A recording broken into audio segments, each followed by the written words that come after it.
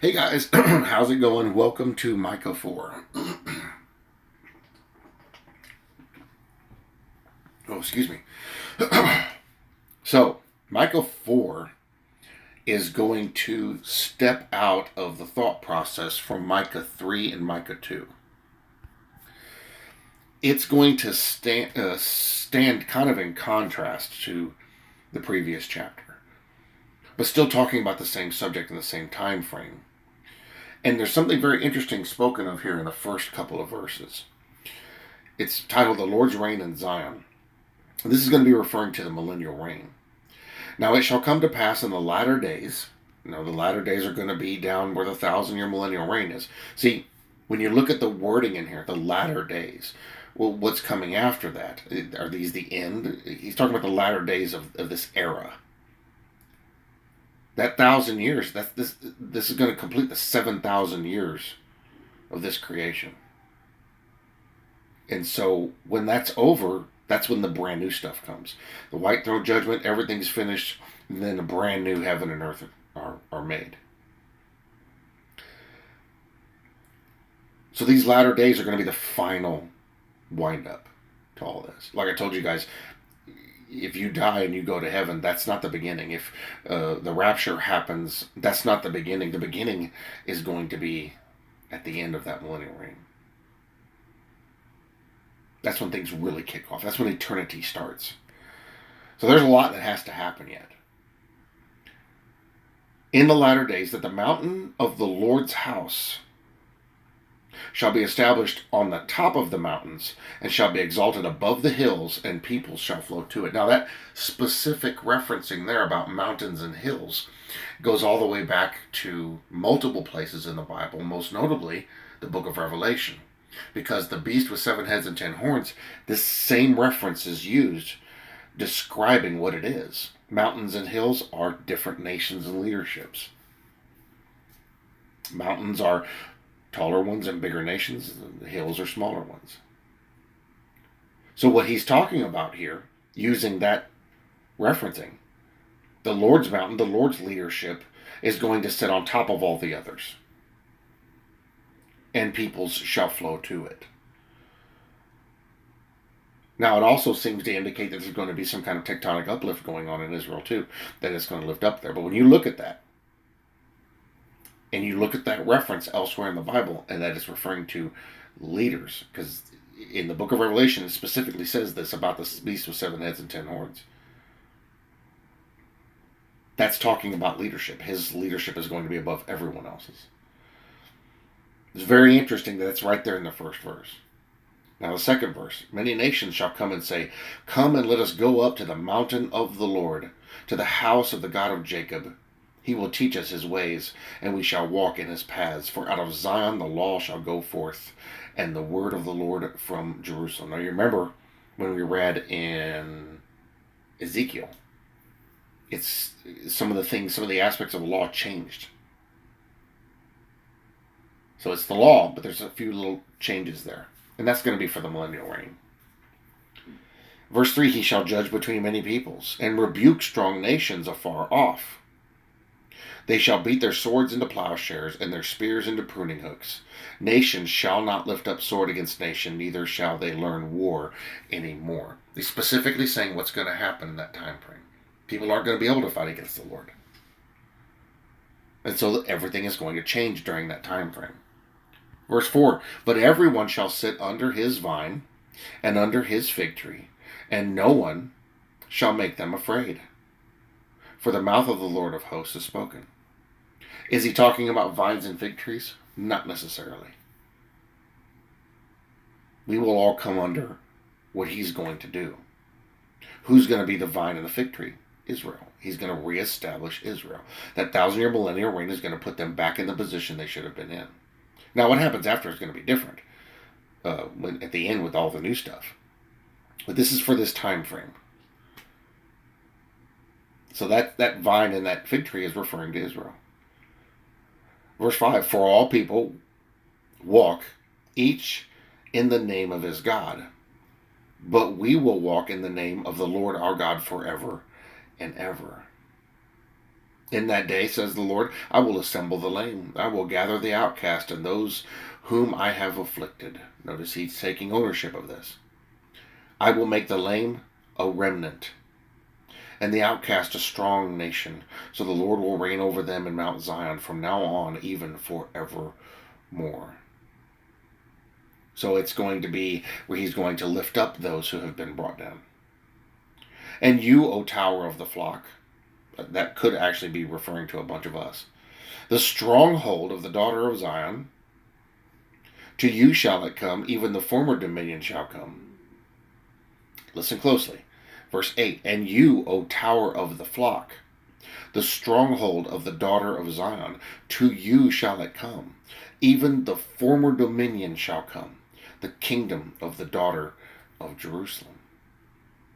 He's going to lift them back up and put them back where they should have been. And it's going to be different, but that's what he's going to do. This is what this seems to be indicating. Verse 9, now why do you cry aloud? Is there no king in your midst? Has your counselor perished? For pangs have seized you like a woman in labor. So he's changing what time frame he's talking about here. He was talking about the millennial reign. Now he's jumped back a little bit. Verse 10, be in pain and labor to bring forth, O daughter of Zion, like a woman in birth pangs. For now you shall go forth from the city, you shall dwell in the field, and to Babylon you shall go. There you shall be delivered. There the Lord will redeem you from the hand of your enemies. Interesting.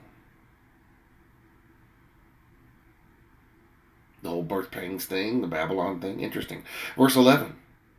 Now also many nations have gathered against you, who say, let her be defiled, and let our eye look upon Zion. But they do not know the thoughts of the Lord, nor do they understand his counsel, for he will gather them like sheaves to the threshing floor.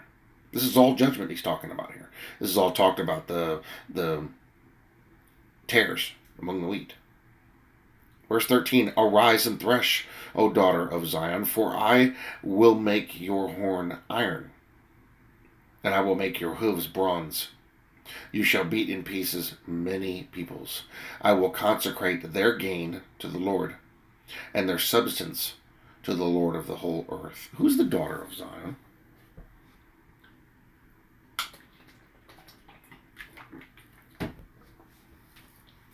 This last verse reminds me of Psalm 149. It reminds me of Amos, or Joel, that army spoken of in there. Who's the daughter of Zion? I have a suspicion. I haven't been able to prove it yet. Because you see the daughter of Zion mentioned all over the place. Well, who would be the daughter of Zion? Is it Jerusalem? Is this a Jerusalem Zion? Is it Israel Zion? Well, or is Israel the daughter of Zion? Or is it Judah is the daughter of Zion? Or is the church the daughter of Zion? Don't know. Interesting. But sometimes I'm seeing, when I see the daughter of Zion being talked about, I'm seeing links that seem to connect with the church.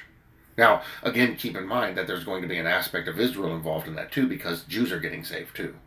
But once you come under Christ, you're neither Jew nor Greek. So, I don't know. There's some details there that seem to throw it off a little bit.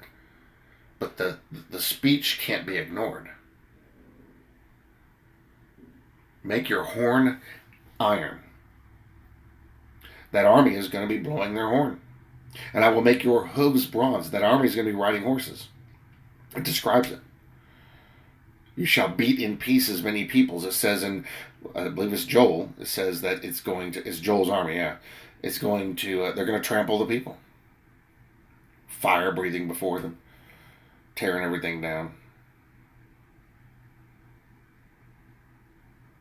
Interesting. This could be talking about that. Because we know there is a time frame when they're going to sweep over the whole earth. That will be the great day of the Lord when he takes his kingdom back. We know we're coming back with him to cheer him on. Very interesting. See, there's stuff hidden in here. Now, of course, a lot of people have studied this and come up with this idea and that idea. I think there's even more contained with it than that. Our job is to dig a little deeper and see what we can find. But you know what? If we don't, it's okay. If we don't discover everything, it's okay. The Lord's going to tell us everything we didn't discover. All the things we didn't learn, he's going to tell us. I can tell you this as a matter of fact. Most of the people from the past, in fact, probably all of them, the stuff they were given from the Lord in the Old Testament, they didn't fully understand what was being given to them. They just spoke the words they were given. But they didn't understand what they were referring to or what they meant. And many of them understood that a lot of it referred to a future time, but didn't understand why or who. And so it was lost on them. Daniel was a perfect example. He was given this prophecy. Daniel's like, I don't even know what this is. Don't worry, Daniel. This isn't for you. This isn't for your time. This is for people in the future. Don't worry about it. Seal it up.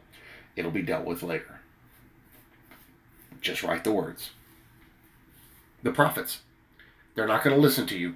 Just tell them what I tell you to tell them. Don't worry about it. Because their books not only were a declaration then, but their books were to be a message to us now in our time. The prophets are probably one of the most important books you can read. That's why we're going through them. Because they were a message to us now in our time. You're looking at Micah 4 right now. It's literally talking about something that was never going to happen back then, but is getting pretty close to happening now. It's not too far off. So, yeah, it's important. And the Lord is opening this understanding up now. He's bringing these things to pass now because the time is short. He's doing it on purpose. He's doing it on purpose because now's the time. There's no debate here. Now, we're going to go a couple of years and people are going to be like, oh, well, it looks like you guys are wrong. No, had nothing to do with us. God wrote the Bible, not me. So, you want to talk about somebody who's wrong, go talk to him. But the speech can't be ignored. The text cannot be ignored. It speaks kind of confusingly, kind of like in code here and there, but it also speaks very clearly. And we can take those clear things that we understand easily and we can run with them. And we can go and we can show what's going on. The rest of it, we got to start studying more. We got to learn more. And we will, because there's so much more to find. But Micah 4 makes it clear what's going to happen in the end times. In fact, several of the prophets we've read already made it very clear what's going to happen in the end times. And I wish I was better at this, smarter, to be able to do this, because I would love to collate all these things from the prophets together and to compare them and see how the details match up and what they describe. Because I think if we read them all at once as one collection of the stuff that matches between the different prophets, it would paint an incredible picture. But I'm not good enough at that. I don't have that kind of resources. So we'll do what we can with what we have. So that was Micah 4, the Lord's reign in Zion. We know that's coming. And then Micah 5 has no title. But Micah 5 is a continuation, and how funny, of the first verse, I'm just glancing at it here. It's a continuation of Micah 4, first verse. Now gather yourself in troops, O daughter of troops. So maybe it is referring to Psalm 149 and Joel. He has laid siege against us. They will strike the judge of Israel with the rod in the cheek. Okay, well, we'll get into that tomorrow. So, yeah, there's a lot to look forward to. Even though we don't fully understand it, there's a lot to look forward to. And the Bible gives us the clues on these things. So we have to keep reading. And we'll find it. He'll reveal to us what we're ready to receive. All right, guys. Thank you all for watching. I'll see you in the next one.